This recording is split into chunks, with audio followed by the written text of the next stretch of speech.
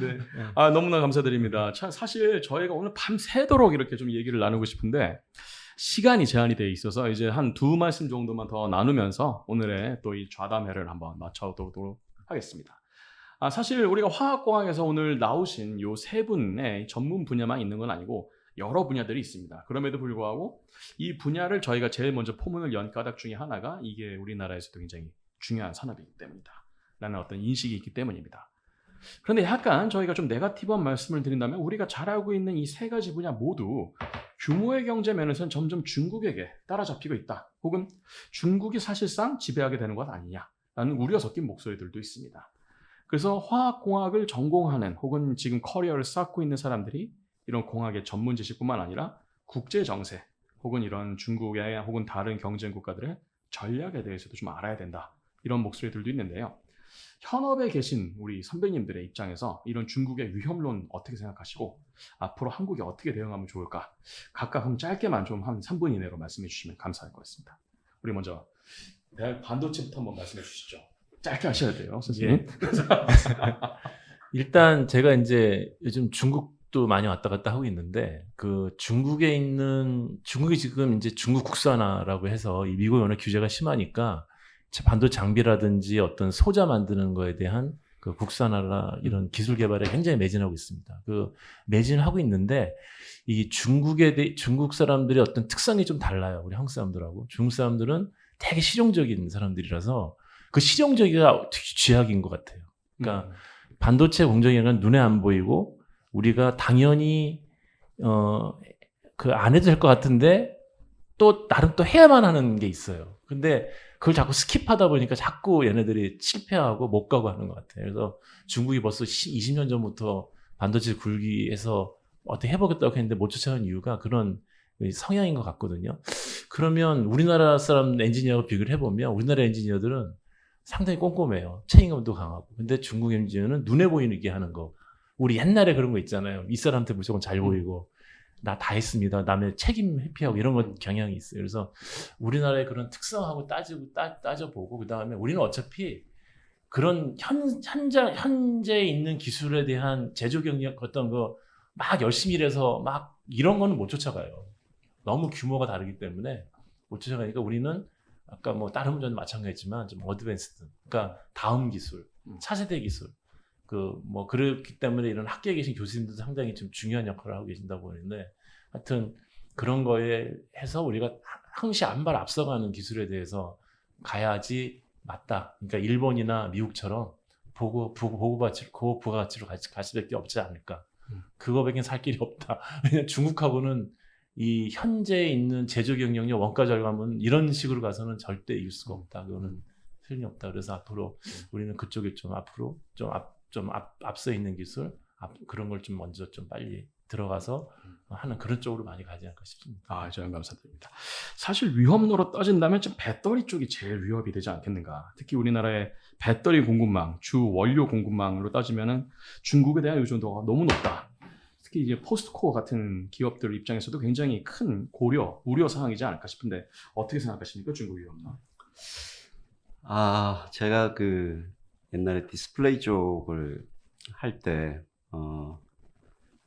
저희가 일본을 이기고 또 저희를 또 중국이 제낄 때 표현을 어떻게 했냐 하면, 일본은 한국 재벌한테 재벌이라는 제도 때문에 무너지고 한국 재벌은 중국 정부 때문에 무너졌다. 결국은 이제 디스플레이 같은 경우에 4년에 한 번 정도씩 계속 장비 투자가 되면서 한 단계 한 단계 올라가는 건데, 그 투자되는 돈의 규모를 사실 한 회사가 맡는 것보단 재벌이 맡는 게, 재벌보단 국가가 맡는 게 사실은 어떻게 보면 공 한두 개씩 차이가 나기 때문에 그걸 따라가기가 힘들다, 그런 얘기를 많이 하는데, 사실 그 부분이 아직도 저는 제 머릿속에 남아 있습니다. 이 투자가 어떻게 보면 그 사업의 미래를 결정을 한다.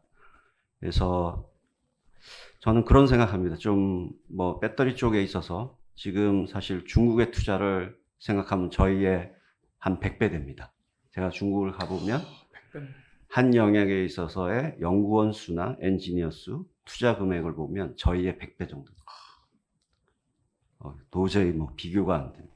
그래서 그거를 그대로 그냥 뭐 돈을 가지고 그렇게 할 수는 없고, 근데 제가 하나 조금 말씀을 드린다면 벤처 투자가 좀 잘 돼야 될 것 같아요. 제가 일본하고 미국을 비교를 해봤을 때 일본도 굉장히 잘하는 나라고 미국도 잘하는데 일본이 왜 미국만큼 치고 나가지 못할까? 그 부분을 많이 생각을 해봤는데 가장 큰 차이가 벤처입니다. 그러니까 미국 투자 쪽에서는 벤처가 물론 뭐 100개 중에 한 10개 정도밖에 성공을 못하지만 벤처의 투자가 굉장한 금액 베이스로 됩니다. 그러다 보니까 그 중에 100개 중에 10개 정도는 성공을 해서 또 새로운 영역을 만들어내고 기술을 만들어내는데 저희 나라로 뭐 무작정 돈을 넣을 수는 없는 거고, 근데 실제로 벤처를 다녀보면 정말 잘하는 벤처가 있어요. 근데 그 벤처들이 대부분 망하는 게 돈과 사업 경험 두 가지 때문에 망하는데, 돈은 사실은 기업이 충분하게 도와준다고 그러면 할 수 있고, 사업도 사실 사업을 해본 사람들이 와서 조언을 잘해준다고 그러면 우리 벤처가 받아들인다고 그러면 충분히 할 수 있을 것 같아요. 저는 투자의 개념에서 우리가 조금 새로운 생각을, 중국하고 다른 생각을 해야 중국을 계속적으로 앞서갈 수 있지, 그냥 이걸 똑같은 선에서 우리가 같이 투자해서 같이 뭐 저 사람들보다 더 열심히 해서 우리가 이겨보자, 이거는 사실은 뭐 사람 수하고 돈의 규모에 의해서는 거의 따라가기가 불가능하기 때문에 조금 앞선 쪽에 먼저 투자하는 그런 정책이 저희가 유일하게 이길 수 있는 방법이 아닐까 그렇게 생각합니다. 굉장히 중요한 포인트를 언급해 주셨습니다. 이 벤처 캐피탈, 벤처 투자에 대한. 역시 라이프 사이클이 제일 긴 수소는 안정적입니까? 어떻게 생각하십니까, 김 대표님? 사실 이 반도체나 배터리는 우리가 기술을 개발해서 제조를 해서 수출을 해서 우리 GDP를 올리는 그런 어떤 산업이고, 수소는 사실은 어떻게 보면 에너지로서 활용되니까 결국은 에너지 안보와 로컬에 사용하는 그런 문제이기 때문에 사실 중국하고 뭔가 경쟁을 해서 우리가 뭐 수출을 한다 이런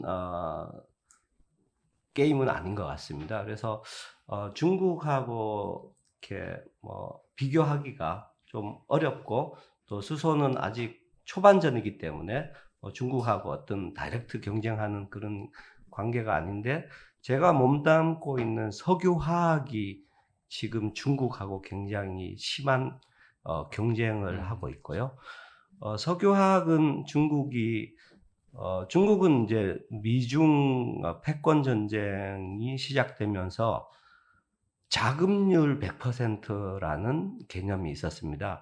과거에 우리 석유화학이 우리가 생산을 해서 중국에 수출을 하면 중국이 완제품을 생산을 해서 이제 다양한 국가에 수출하는 그런 어떤 밸류 체인으로 돼 있었는데, 중국이 이제 석유화학 기초 제품들을 100% 자금률로 생산하면서 우리가 그러니까 우리의 마켓이 됐던 중국이 우리의 경쟁자로 되면서 굉장히 우리 석유화학 우리 업계가 산업이 굉장히 어려움을 겪고 있습니다.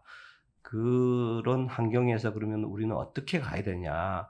그래서 저희들이 뭐 산업부나 우리 석유화학협회 그리고 우리 인더스트리에서 굉장히 고민을 많이 하고 있고요. 그렇지만 또 우리가 중국의 시장은 잊어버리지만 인도 시장이라든지 아프리카 시장, 남아메리카 시장, 동남아 시장, 굉장히 또 인구가 증가하는 시장이 또 있습니다. 그런 시장을 보면서 규모와 또 포트폴리오를 다변화해서 키우면서 글로벌 파트너와 전략적인 협력을 해서 우리의 경쟁력을 높여서 중국과 경쟁을 하는 그런 구조로 저희들이 좀 생각하고 지금 고민하고 있습니다. 네, 감사합니다. 네, 근데 어려운 질문 너무나 잘 답변해 주셔서 감사드립니다. 시간 관계상 이제 마지막 좀 질문이자 좀 어드바이스를 좀 요청을 드리고 싶습니다.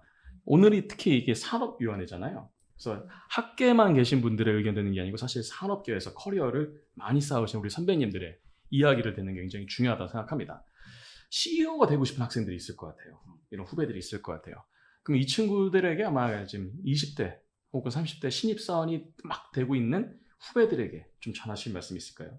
선배님들? 뭐 자유롭게 먼저 생각나시는 분도 해주시면 좋을 것 같습니다. 그 4차 산업 시대에 인재가 갖추어야 되는 네 가지 요소가 아마 2016년도 다보스 포럼에서 발표가 되었습니다. 그래서 첫 번째가 problem solving 역량, 문제를 디파인하고 문제를 푸는 역량이 첫 번째고요. 두 번째가 logically thinking하고 logically argument하는, 논쟁을 하는 역량. 세 번째가 창조 creativity, 창조 역량. 네 번째가 people leadership입니다.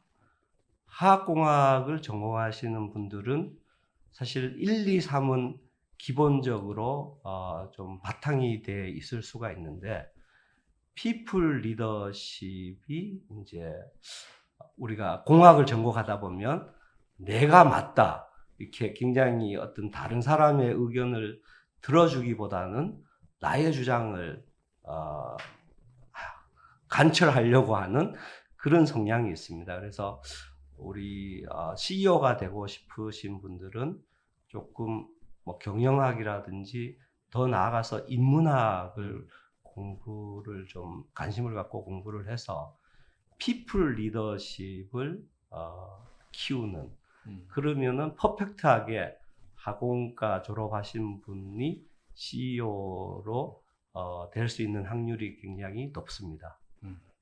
people 그러니까 역시 인민의 죄송합니다. 자, 우리 홍 대표님 어떻게 생각하십니까?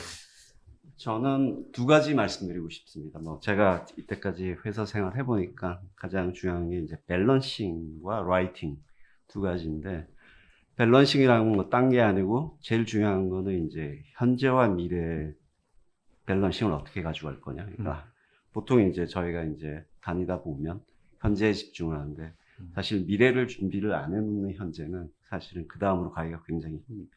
이 비율은 각자가 다르겠지만 뭐 5대5가 되는 사람도 있고 7대3이 되는 사람도 있겠지만, 밸런싱이 현재와 미래의 밸런싱, 뭐 집과 회사의 밸런싱, 뭐 남녀 간의 밸런싱, 뭐 굉장히 여러 가지가 있는데 그 밸런싱 감각을 각자가 자기에 맞게 항상 가지고 가야 된다. 그렇게 되다 보면 정말로 누가 보더라도 굉장히 현재와 미래를 다 동시에 준비하는 그런 사람이 되기 때문에 CEO 될 가능성이 굉장히 높은 것 같고요. 일단 라이팅은 뭐 저희가 AI가 아니까 다 기억을 못 하잖아요.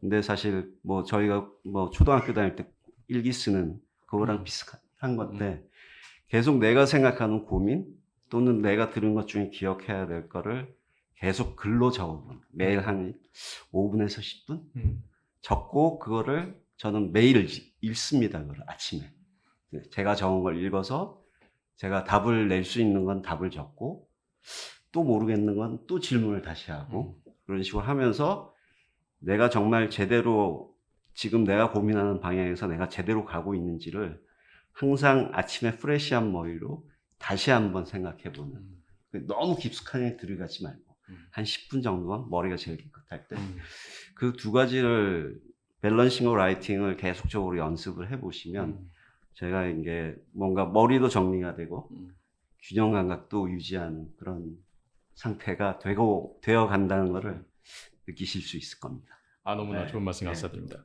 회사와 학교를 다 경험해 보신 우리 한 교수님 어떻게 생각하십니까?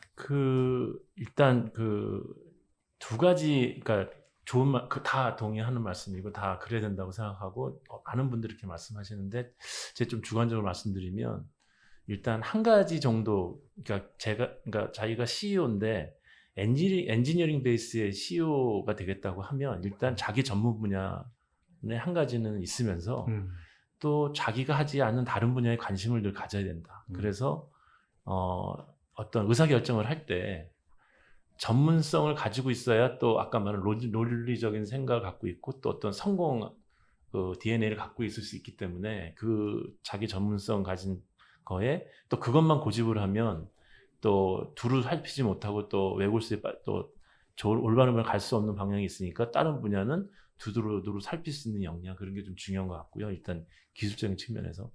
그 다음에 이제 CEO가 이제 두 가지 CEO가 있을 것 같아요. 아까 말한 벤처에서 내가 젊은 날부터 이제 내가 만든 회사의 CEO가 될 수도 있고 어떤 경우는 이제 대기업의 어떤 그 진짜 리더가 외부의 임명에 의해서 딴 사람의 중론에 의해서 이제 밀려 올라가서 CEO가 되는 수가 있는 거 있잖아요. 대기업의 CEO. 그러면 두 개의 역량이 틀린 것 같은데 일단 대기업의 CEO는 아까 여기 두 분이 다 대기업의 CEO인지 몰라도 밸런싱이 중요한 것 같고요. 그 다음에 그 중소기업 같은 내가 벤처의 CEO는 챌린징, 진짜 말 그대로 챌린징 하는 그런 그 과감함, 그런 게 이제 중요한 것 같습니다. 그래서 과감하지 못하면 내가 중소기업 CEO라면 과감하지 못하면 기회를 너무 많이 놓치는 걸 많이 봤어요. 그래서 어떤 그런 과감함이 필요하고 이제 개기업에서는 좀 밸런싱을 잘해야 되는 그런 게 좀 중요한 것 같습니다. 네, 너무나 감사드립니다. 사실은 우리 화학공학이 학문적인 부분뿐만 아니라 우리나라의 이런 다양한 기관 산업에서 큰 기여를 하고 있다는 것이 오늘 짧은 또 이 좌담에서도 많이 드러나고 있습니다. 사실 오늘 이렇게 바쁘신 와중에 휴가도 가셔야 되는데 바쁘신 와중에 이렇게 후배들을 위해서 좋은 말씀 해주신 우리 한 교수님, 우리 김 대표님, 홍 대표님 너무나 감사드립니다. 저희는 이상으로 화학공학회 산업위원회 오늘 좌담회를 이제 마치도록 하겠습니다. 저희는 또 다음 기회에 다시 찾아뵙도록 하겠습니다. 감사합니다.